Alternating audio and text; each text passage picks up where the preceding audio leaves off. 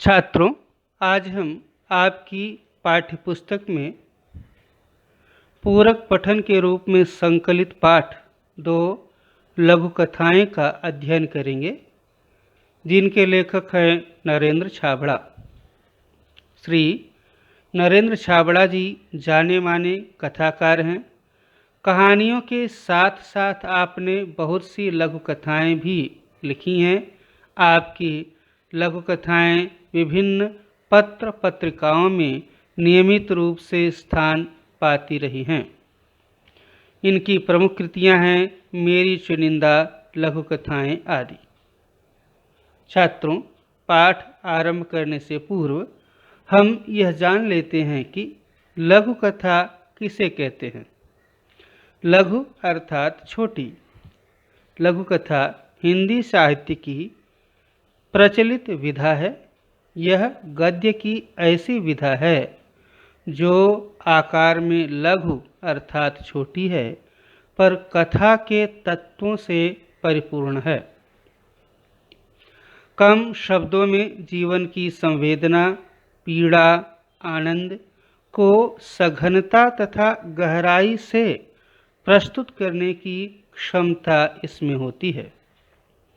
इन 2 लघु कथाओं के शीर्षक हैं कंगाल और सही उत्तर। पहली लघु कथा में उन बड़े धनी संपन्न लोगों की मानसिकता को दिखाया गया है जो कि बड़ी बड़ी दुकानों, होटलों और शॉपिंग मॉल में जाकर चुपचाप पैसे देकर सामान लेकर चले जाते हैं। वे वहाँ कभी नहीं पूछते कि इस सामान की इतनी कीमत कैसे है, पर रेहड़ी वालों, फेरी वालों से सामान खरीदते समय मोल भाव करते हैं और एक एक रुपया बचाने की कोशिश करते हैं। पता नहीं किसी गरीब का पेट काट कर उन्हें क्या मिलता है। ऐसे लोग धन से संपन्न हैं पर मन से कंगाल हैं। दूसरी लघु कथा सही उत्तर में लेखक ने रिश्वतखोरी व भ्रष्टाचार पर करारा व्यंग्य किया है।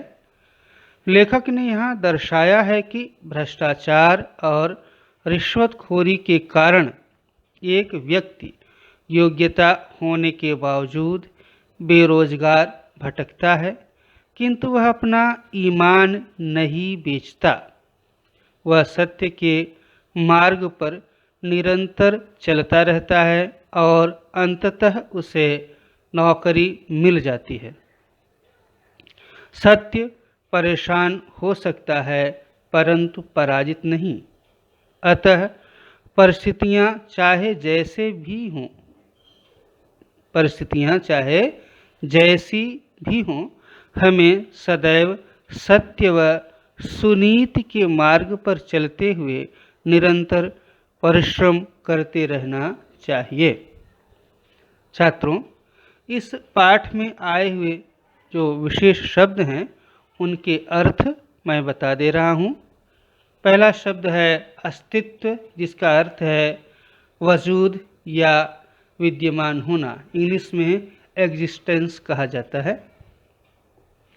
कंगाल, गरीब या निर्धन। दीर्घता, बड़प्पन।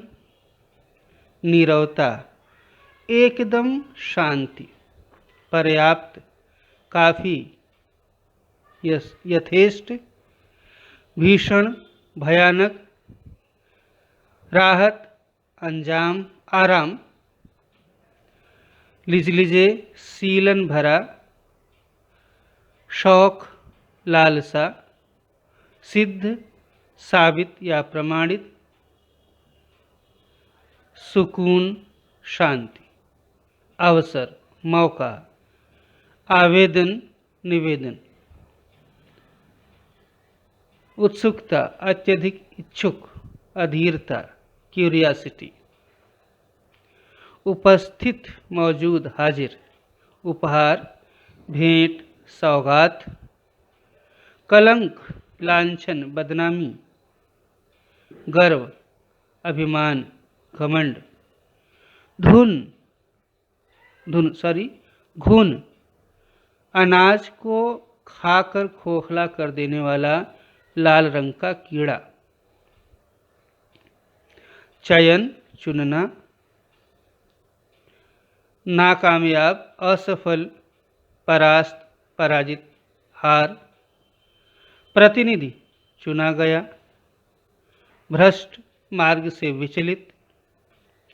योग्यता, काबिलियत, सामर्थ्य, एबिलिटी। राय, विचार, ओपिनियन। रिश्वत, घूस, ब्राइब, रुचि, इच्छा।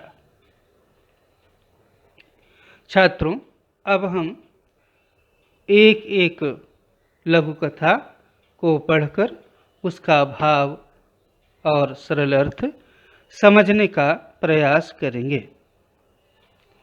पहली लघु कथा है कंगाल। कंगाल का अर्थ है अत्यंत निर्धन या गरीब।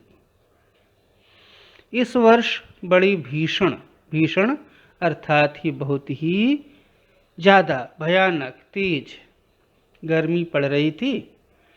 दिन तो अंगारे से तप रहे थे। अंगारे से तपना मुहावरा है जिसका अर्थ है बहुत ही प्रचंड गर्मी पड़ना। रातों में भी लू अर्थात गर्म हवाएं जो अप्रैल, मई, जून के महीने में समुद्र तटीय इलाकों को छोड़कर हमारे शेष भारत में चलती हैं। लू और उमस से चैन नहीं मिलता था। चैन अर्थात आराम या मन को शांति। सोचा इस लिजलिजे मतलब क्या है? सीलन भरा, सौगी। लिजलिजे और घुटन भरे मौसम से राहत अर्थात मुक्ति पाने के लिए कुछ दिन पहाड़ों पर बिताया जाए। अगले सप्ताह ही पर्वतीय स्थल की यात्रा पर निकल पड़े। 2-3 दिनों में ही मन में सुकून सा महसूस होने लगा। सुकून मतलब चैन, शांति। वहाँ का प्राकृतिक सौंदर्य अर्थात सुंदरता, हरे भरे पहाड़, गर्व से सीना ताने खड़े, दीर्घता सिद्ध करते वृक्ष, पहाड़ों की नीरवता मतलब शांति में हल्का सा शोर कर अपना अस्तित्व सिद्ध करते झरने मन बहलाव के लिए पर्याप्त थे। अर्थात मन की स्थिति को बदलने के लिए पर्याप्त थे। मन को चैन देने, शांति देने, सुकून देने के लिए पर्याप्त थे। उस दिन शाम के वक्त झील के किनारे टहल रहे थे। एक भुट्टे वाला आया और बोला, साहब भुट्टा लेंगे? गरम गरम भून कर मसाला लगा कर दूंगा। सहज ही पूछ लिया, कितने का है? 5 रुपए का। क्या 5 रुपए में एक भुट्टा? हमारे शहर में तो 2 रुपए में एक मिलता है, तुम 3 ले लो। नहीं साहब, 5 से कम में नहीं मिलेगा। तो रहने दो। हम आगे बढ़ गए। एकाएक पैर ठिठक गए। मुहावरा है पैर ठिठक जाना अर्थात रुक जाना। मैं रुक गया और मन में विचार उठा कि हमारे जैसे लोग पहाड़ों पर घूमने का शौक रखते हैं, हजारों रुपए खर्च करते हैं, अच्छे होटलों में रुकते हैं, जो बड़ी बड़ी दुकानों में बिना दाम पूछे खर्च करते हैं, पर गरीब से 2 रुपए के लिए झिक करते हैं। कितने कंगाल हैं हम। कंगाल अर्थात फिर से समझ लीजिए कि धन से भले ही हम संपन्न हैं, पर मन में हमारी कितनी कृपणता है, मन से कितने गरीब हैं। किसी गरीब को, ज़रूरतमंद को 1-2 रुपया ज़्यादा दे करके उसकी सहायता करने की, मदद करने की भावना हमें बिल्कुल नहीं होती। उल्टे पाँव, उल्टे पाँव का अर्थ है तुरंत लौटा और 20 रुपए में 4 भुट्टे खरीद कर चल पड़ा अपनी राह। अब मन सुकून अर्थात शांति, चैन का अनुभव कर रहा था। तो छात्रों, इस कहानी से हमें यह सीख मिलती है कि यदि हम ऐसे किसी गरीब या ज़रूरतमंद व्यक्ति को देखें तो उसके सामानों को खरीदने में रुचि दिखाएं और उससे ज़्यादा मोल भाव न करें, क्योंकि वह जो ये सामान बेच रहा है उससे मिले पैसों से वह कोई ऐश नहीं करने वाला है, बल्कि अपना पेट भरने वाला है, अपना घर चलाने वाला है। तो हमारे द्वारा खरीदे गए सामान उसके घर चलाने में कहीं न कहीं अप्रत्यक्ष रूप से योगदान देंगे। यह एक इंसानियत है, मनुष्यता है, मानवता है और इस तरह से हमें ऐसे लोगों के सामान खरीदकर प्रत्यक्ष या अप्रत्यक्ष रूप में उनकी सहायता करनी चाहिए। यह बड़ा पुनीत कार्य है, पवित्र कार्य है। ऐसे में हमें हिचकिचाहट नहीं दिखानी चाहिए। छात्रों, दूसरी कहानी है सही उत्तर। आइए हम वह कहानी देखते हैं। अब तक वह कौन? एक नौजवान के लिए वह संबोधन आया है। वह कितने ही स्थानों पर नौकरी के लिए आवेदन अर्थात एप्लीकेशन कर चुका था, साक्षात्कार दे चुका था। साक्षात्कार इंटरव्यू, जिसमें आमने सामने बैठ कर के आपकी प्रतिभा और बौद्धिक क्षमता का आकलन किया जाता है, परखा जाता है प्रश्नोत्तरों के द्वारा। उसके प्रमाण पत्र अर्थात डिग्री सर्टिफिकेट की फाइल भी उसे सफलता दिलाने में नाकामयाब रही। अर्थात बड़े बड़े उसके पास डिग्रियां थीं, सर्टिफिकेट थे, प्रमाण पत्र थे, पर उनका भी कहीं कोई पूछ नहीं, कोई प्रभाव नहीं, कोई महत्व नहीं। वह हर जगह भ्रष्टाचार,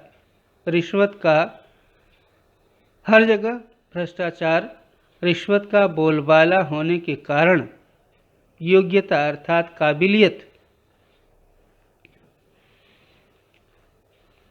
होने के बावजूद उसका चयन मतलब सिलेक्शन, चुनाव नहीं हो पाता था।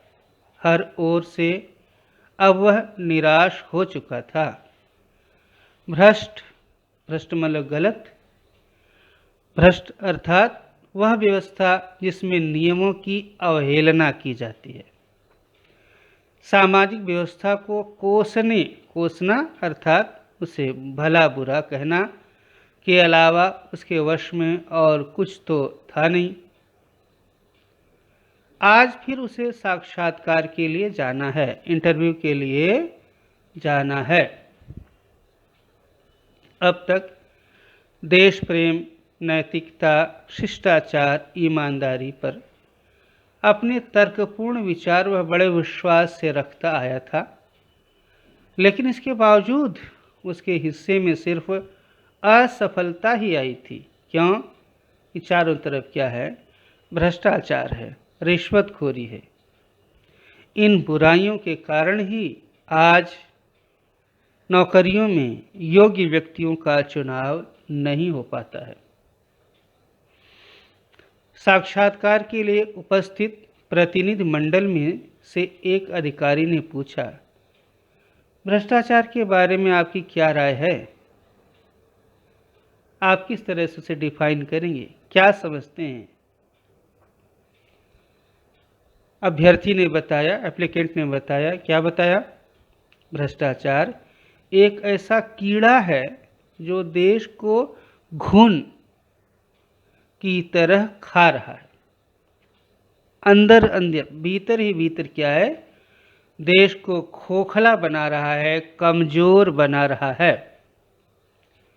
इसने सारी सामाजिक व्यवस्था को चिंताजनक स्थिति में पहुंचा दिया है। सच कहा जाए तो यह देश के लिए कलंक है, दाग है, धब्बा है।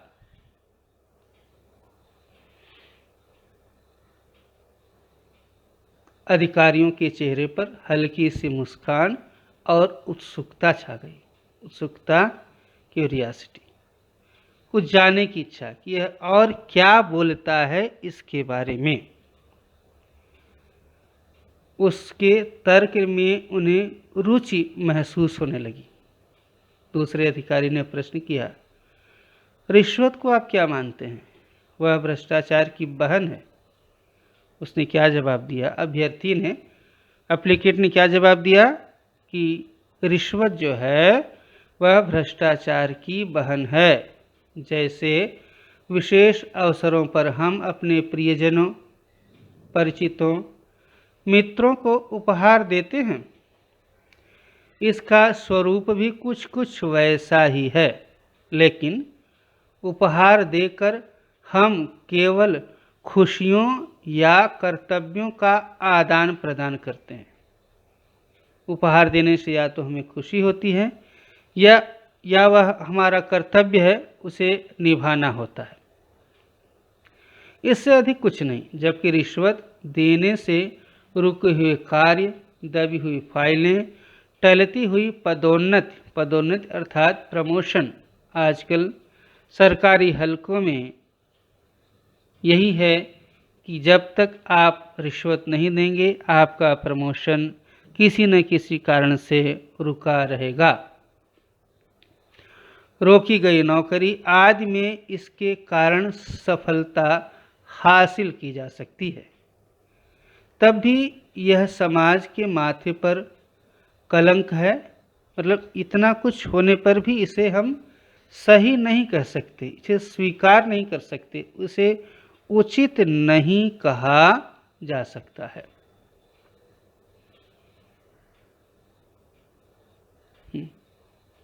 इसका समर्थन कतई नहीं, कतई मतलब बिल्कुल नहीं, समर्थन इसका सपोर्ट, अर्थात इसे हम किसी भी मामले में अच्छा सही नहीं कह सकते हैं।